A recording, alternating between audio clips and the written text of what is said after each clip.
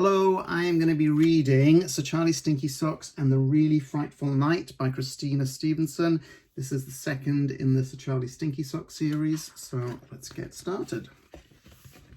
Once upon a stormy night, there was a tall, tall tower with a pointy roof, a creepy corridor, and some rickety, rackety stairs. At the top of the stairs, a witch with a watch was dreaming a scheme. A long green dragon was lost in sleep, and a little princess was snoring. Lightning flashed, thunder roared, and sweetle beetles niggled and clacked as something went bump in the night. Well, the witch went on dreaming, the dragon stayed sleeping, but the little princess started screaming, "Someone has stolen my teddy!" How fortunate, then, that Sir Charlie Stinky Socks, his fearless cat Envelope, and his good grey mare were also in the tower that night. And how lucky that they woke up. "Hooray," thought Sir Charlie, a damsel in distress. And with one quick polish of his trusty sword, he set off to look for her bear. Trip, trap, into the creepy corridor he crept. Sweetle beetles niggled and shoved, a shadow crawled on the wall, but nothing could stop the knight on his quest. Well, almost nothing, that is, for along the creepy corridor there also crept a smell. Ugh. Now, clever knights in tall, tall towers know smells might lead to something. So wise Sir Charlie covered his nose, and canny Sir Charlie followed it. Trip, trap, trip, trap, to a little wooden door. Under the door, the smell crept out, and creak, a bold, brave knight crept in. Over a pot of green bean soup hung a gaggle of ghastly ghouls, dribbling, drooling, guzzling, gurgling, slurping, burping, and worse. Envelope gulped, the green mare gagged, and Sir Charlie tried not to giggle. Good old Sir Charlie Stinky Socks knew what too many beans could do, and with one quick flick of his trusty sword, he opened up a window. "'Tis I, Sir Charlie Stinky Socks. I need to search this dining hall." And he tossed out the last of the green bean soup, and with it the terrible smell. In the tall, tall tower with the pointy roof, the ghoulies weren't so ghastly now, and outside the beans were growing. No, wait, that's a different story. Back in the dining hall, back to our hero who didn't find the bear, but on that stormy night at the top of the tower he did hear some scary clanking. Was this the sound of a thief on the run escaping with the princess's bear? Only Sir Charlie Stinky Socks would dare to find out. Clickety-clack, clickety-clack, tippity-tippity-toe. Out to a clanking, headless ghost. That fearful cat Envelope took no persuading, nor did the loyal grey mare. They followed the lead of the sweetle beetles and bolted down the stairs.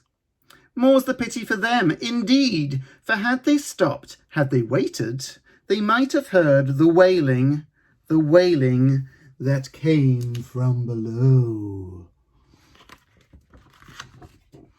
He ignored the shadows that lurked on the landing and the sweetle beetles who watched him go. Out to the rickety, rackety stairs and... Now, sensible knights, when they hear scary noises, never ever run. No. They stand their ground, they think of it, and they laugh in the face of danger. Ha! Because patient Sir Charlie Socks knew just what was going on.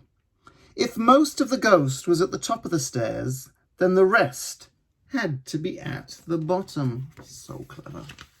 "Stop your wailing, wailing, wailing," called the gallant knight. "Sir Charlie Stinky Socks is coming to help, help, help."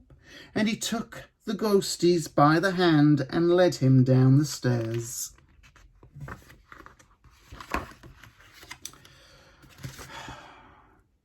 It was really rather dark at the bottom of the tower. It was also completely empty, except for a truly grateful head and the cat and the good grey mare. Oh, and a somewhat sneaky shadow that followed them down the stairs. There were no Sweetle Beetles, there was no missing Teddy, and there was nowhere left to go. Oh, woe! Had Sir Charlie failed the princess? Was it time to hang up his sword? Well, yes. Once he'd spotted the mysterious lever waiting for it on the wall. Grrr, clunk! The lever shifted, and a door in the floor fell open. Envelope vanished with the good grey mare. Sir Charlie jumped in after them, and so did the somewhat sneaky shadow that wouldn't stay put on the stairs. Down a slippery, slimy slope slid Sir Charlie Stinky Socks. He followed his mare, his faithful cat, and a trail of Sweetle Beetles. Down, down, down, diddy down, right to the very bottom, where, quite without warning, the Sweetle Beetles dropped. The princess's bear! Yes, there! In a dark and dismal pit, at the feet of...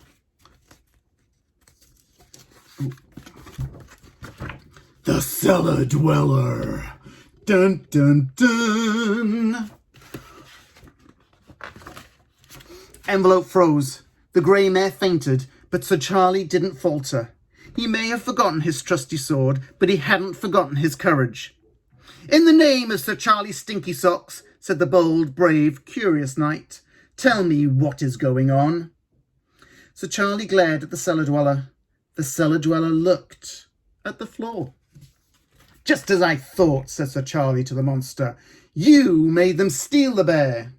The monster shuffled. The monster shifted. The monster burst into tears. If you lived at the bottom of a stinky, slimy slope where it's damp and dark and lonely, and if you didn't like the thunder and lightning, I bet you do the same. No, I wouldn't, said Sir Charlie. A knight would seek permission. He'd climb to the top of the tall, tall tower and ask the princess himself.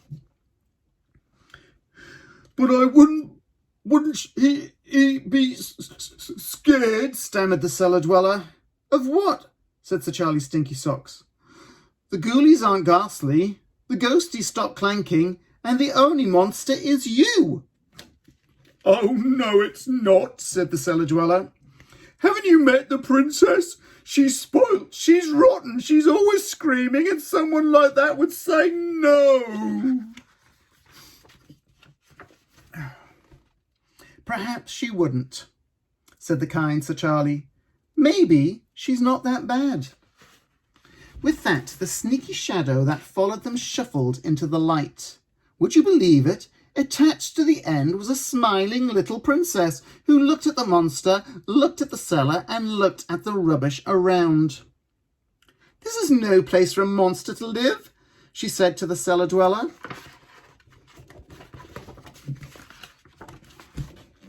Pick up that bear and come with me. I know somewhere much better. And all was well in the tall, tall tower until the witch's watch struck 2. Then lightning flashed, thunder roared, and something went bump in the night. Oh, envelope. This time the witch and the dragon woke up. The witch didn't notice Sir Charlie Stinky Socks sneaking out of the room. The dragon didn't spot the cat and the mare tiptoeing through the door, and neither of them spied the cellar dweller sleeping soundly under the bed. Instead, all they saw was the princess's teddy lying on the floor. So the long green dragon and the witch with the watch took the teddy safely back in. Night, night, sleep tight, don't let the Sweetle Beetles bite. And they didn't, you know, because on that frightful night, they had better things to do. The end.